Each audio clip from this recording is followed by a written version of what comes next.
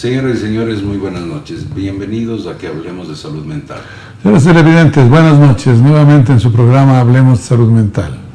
El día de hoy vamos a presentar un caso, uno de los casos que considero que es de enorme importancia y de gran dificultad en la toma de decisiones cuando nos enfrentamos a una paciente que tiene el trastorno bipolar, el cual quiere decir que tiene que estar tomando medicación, que es generalmente estabilizadores de ánimo, y qué decisiones se deben tomar cuando esa paciente decide embarazarse o sea embarazada. O sea, embarazado, aunque no haya sido por decisión propia, muchos embarazos son sin haberlos programado. Y claro, ahí nos enfrentamos a algunas dificultades y realmente, como tú mencionabas, pacientes que estaban tomando medicación, que deben reiniciar un tratamiento o que en qué momento sugerir que se suspenda ese tratamiento con todos los inconvenientes o los riesgos, más bien dicho, que eso pueda ocasionar. Entonces tendríamos algunos escenarios en el manejo de estos pacientes, ¿no? Cuando tenemos pacientes bipolares que están en edad reproductiva, es importantísimo que reciban una educación lo suficientemente adecuada, tanto las pacientes como sus familias, en relación a los riesgos que podría tener si esa paciente se queda embarazada. Una de las razones es porque vamos a tener que tomar decisiones y las decisiones generalmente se las debe tomar en conjunto con la familia, con la paciente y el médico, que instruirá de los pros y de los contras de continuar con la medicación o de suspender la medicación, esas son las decisiones difíciles. Si tenemos una paciente que no ha estado embarazada, que estaba funcionando bastante bien su medicación, digamos litio por ejemplo, ¿qué vamos a hacer? ¿Le dejamos con el litio? ¿Le quitamos el litio?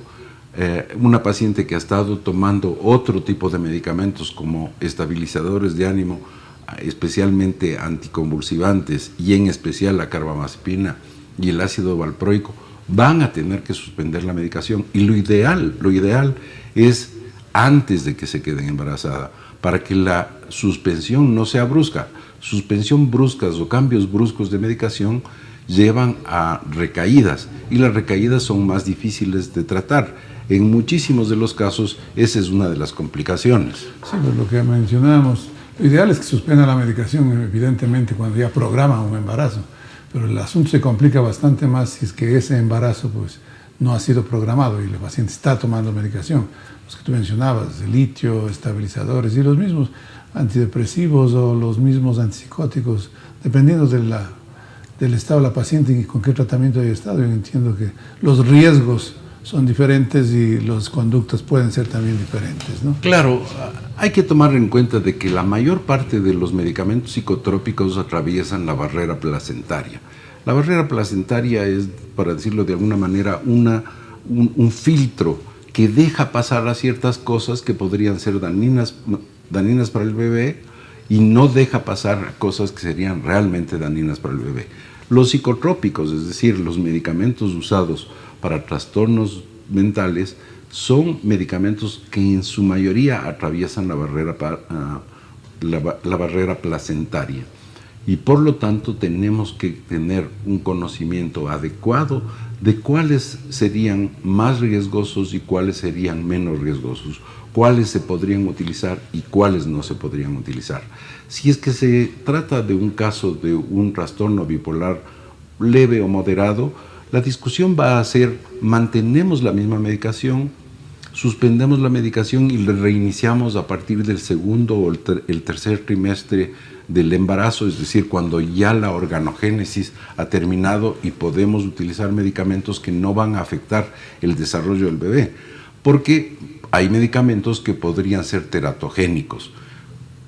Concretamente, el ácido valproico y la carbamazepina, medicamentos que son extraordinarios como estabilizadores de ánimo, especialmente en cierto subtipo de pacientes bipolares que tienen síntomas mixtos, episodios mixtos. Ese medicamento, por ejemplo, tiene que ser suspendido porque el riesgo de teratogenicidad, es decir, de daño al bebé, es muy alto. Hay otros medicamentos como los antidepresivos que la posibilidad de daño es muy mínima, y ciertos antipsicóticos tampoco son medicamentos que necesariamente tengan un riesgo alto. El litio está en discusión. Hace un tiempo había muchas resistencias en mantener el litio como un medicamento de tratamiento durante el embarazo, porque se le asociaba a algunas malformaciones congénitas, especialmente del corazón. Cardíacas, exactamente.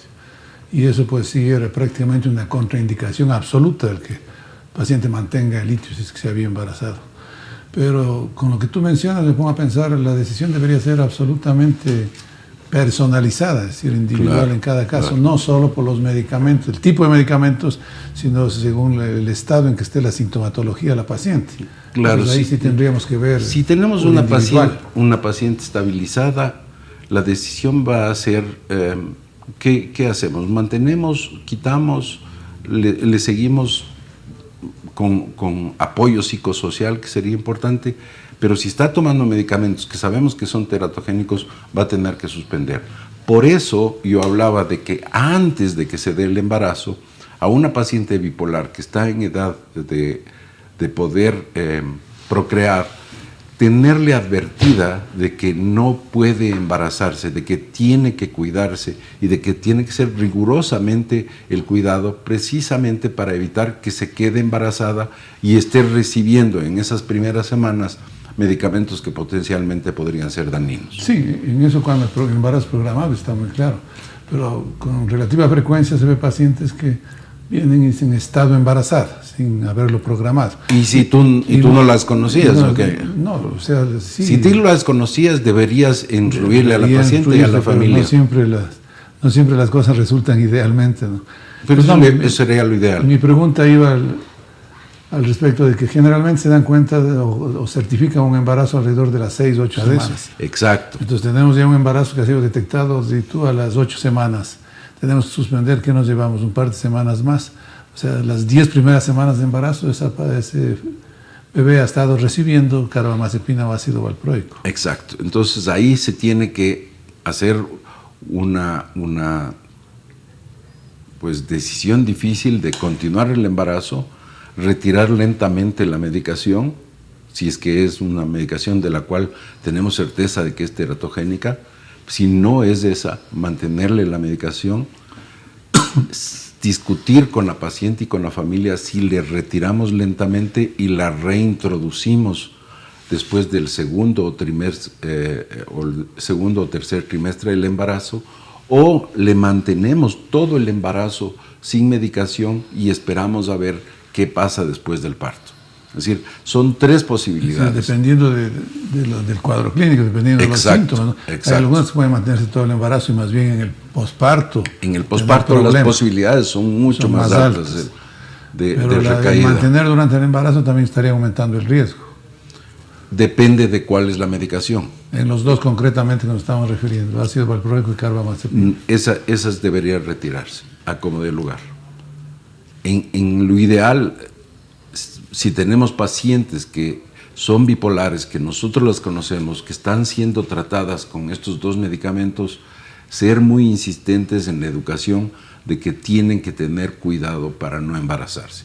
Y que cuando quieran embarazarse, hacerlo de una manera adecuada, que el médico le permita tener un tiempo adecuado para la retirada de medicamentos y la puesta en otro estabilizador de ánimo o dejarle sin estabilizadores de ánimo y ver qué sucede. ¿Qué tan válida sería la opción de un cambio de medicamentos? Se puede hacer eso. Creo que podríamos hacerlo. Podríamos hacerlo y es reducir lentamente el uno y ir subiendo a de los que has mencionado, dejar los anticomiciales y pasarse al litio, por ejemplo, puede ser una opción. La lamotrigina, al parecer, otro de los medicamentos que pueden ser aprobados para el uso durante el embarazo porque las posibilidades de teratogenicidad son muy bajas.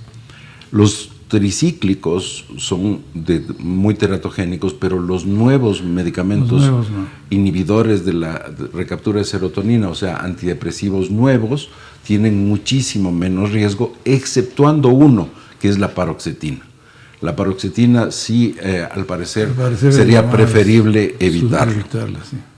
Ahora, en el embarazo y sobre todo pues en el segundo, tercer trimestre del embarazo, pues pueden haber problemas de hipertensión arterial, que tanto ahí el litio nos complicaría también. Claro, ese es uno de los problemas, porque si hay una preeclampsia, por ejemplo, con elevación de la presión arterial y estamos dándole una sal que aumentaría las posibilidades de incremento de la presión arterial, tendría que bajarse la dosis. En todo caso, siempre es útil utilizar la dosis más baja posible. Claro, eso por principio, la más baja efectiva. Por ejemplo, 600 miligramos de litio al parecer tienen poquísima posibilidad de producir molestias, pero 900 miligramos ya es una... Con 600 se puede obtener una litemia bastante terapéutica, si es que no hay ningún inconveniente físico en el metabolismo de ese paciente. Y yo creo que en estos pacientes las otras cosas son fundamentales, es decir, un apoyo psicológico, psicoterapéutico durante el embarazo, una educación adecuada de la pareja, de la familia para la detección oportuna de cambios. Omega 3 se está recomendando como uno de los protectores, ácido fólico como uno de los protectores, probablemente en dosis más altas que las que se utilizarían normalmente en pacientes que no tengan este problema. Bien, nos vamos a unos anuncios y regresamos con ustedes en un minuto.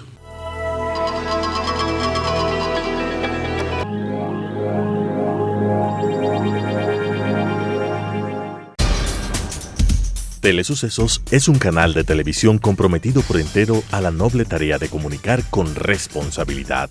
Somos un medio de comunicación que educa, informa y entretiene con una probada ética profesional.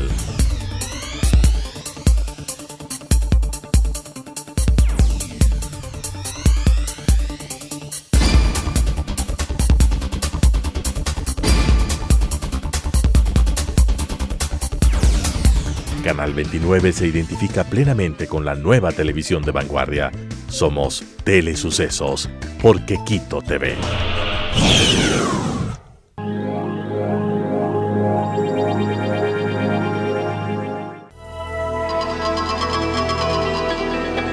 Ahora, existen casos en los cuales durante el embarazo se presentan cuadros muy agudos, de mucha agitación, de mucha alteración de los pacientes, y se tendría la posibilidad de utilizar dosis altas con las cuales pues aumentamos las posibilidades de efectos sobre el niño.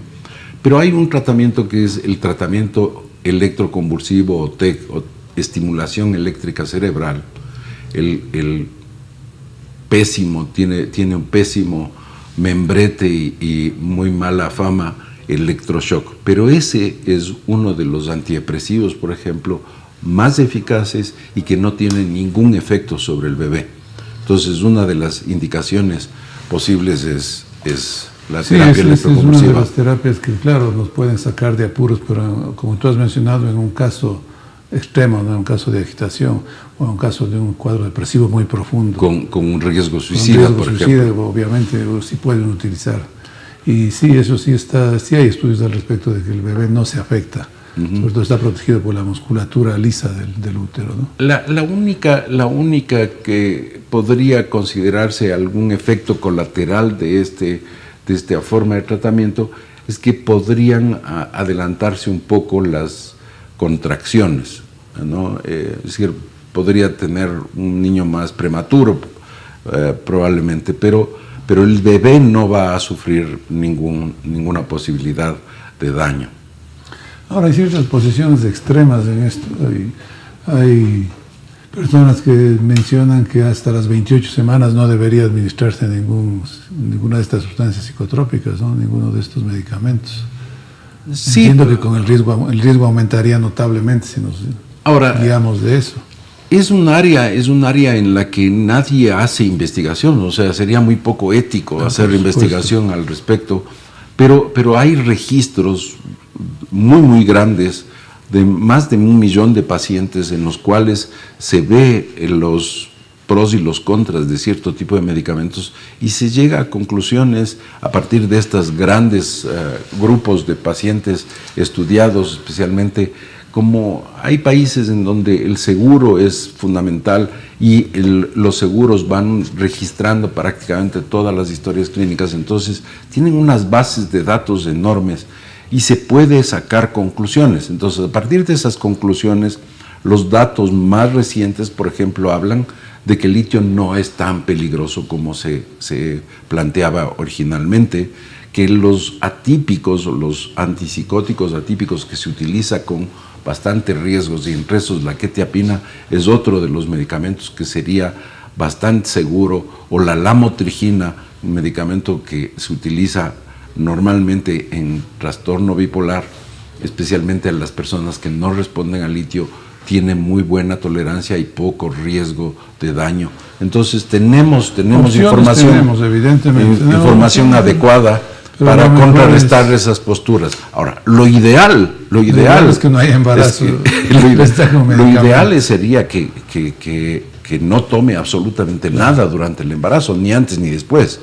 Pero esa no es la realidad. La realidad es qué hacemos con una paciente como mencionábamos en un principio, son los casos de la vida real que de pronto nos vemos abocados a tomar esas decisiones en base a todas estas circunstancias, a las circunstancias individuales de esa paciente, obviamente.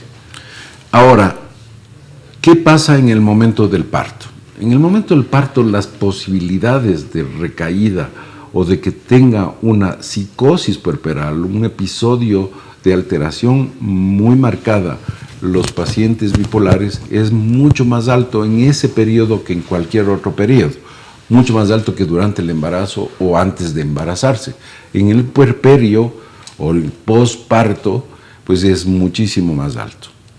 Entonces, ese es uno de los momentos en que uno tiene que estar absolutamente atento, el médico, el pediatra, el ginecólogo y la familia, para hacer un equipo de poder detectar oportunamente y tratar a los pacientes. Obviamente eso nos enfrenta a otros retos también. Si aparentemente uno tendría mayor libertad como para prescribir tal o cual medicamento, pero ahí nos enfrentamos con el problema de la lactancia también, que es un capítulo importante a tomar en cuenta, ¿no? ¿Cuáles dar, cuáles no dar? Hay que tomar en cuenta que la mayoría de los medicamentos se van a eliminar a través de la leche. En todo caso, la dosis, la proporción que se eliminen a través de la leche es infinitamente menor a la que recibían cuando estaban intraútero, claro, por conexión de la sangre de la madre. Entonces hay que tomarlo con precaución de todas maneras y hacer cuidados en el bebé, hacer niveles de litio, por ejemplo, en el bebé, ver cómo está la tiroides en el bebé, hacer una evaluación de su funcionamiento renal en el bebé, etcétera. Y en el caso más extremo, suspender la lactancia de la madre, porque es fundamental que la madre que esté bien es más importante, más útil que una madre que está muy alterada o muy deprimida, que está dándole el seno a su bebé. Así es. Sí, yo creo que eso es muy importante, el cuidado que pueda recibir el bebé con una madre. La actitud de la mamá, además, ¿no? El apego. El apego, que son fundamentales. Y sí, a lo mejor ahí el sustituir la lactancia materna por fórmula, pues sería más beneficioso. Claro, nuevamente lo ideal sería que la madre siga dando la lactancia al bebé, pero hay que poner en una balanza qué ganamos y qué perdemos. Ahora, hay medicamentos que se pueden dar durante la lactancia. Hay antidepresivos como la sertralina que se puede dar durante la lactancia, que el índice de filtración a través de la leche materna es mínima y por lo tanto no hay riesgos para el bebé. Lo cual sería lo ideal, que se logre una estabilidad en el cuadro clínico de la madre y no haya esos riesgos, ¿no? Ahora, al suspender o al disminuir las dosis, ¿qué tan frecuentes pueden ser los efectos secundarios en el bebé, en caso de lactancia? Claro, si es que, por ejemplo, la madre ha estado tomando medicamentos durante el embarazo, tenemos que hacer cuidados del bebé, porque ese bebé de todas maneras está saliendo con medicamento. Y entonces son niños que pueden, en cuanto al comportamiento, tener cierto problema.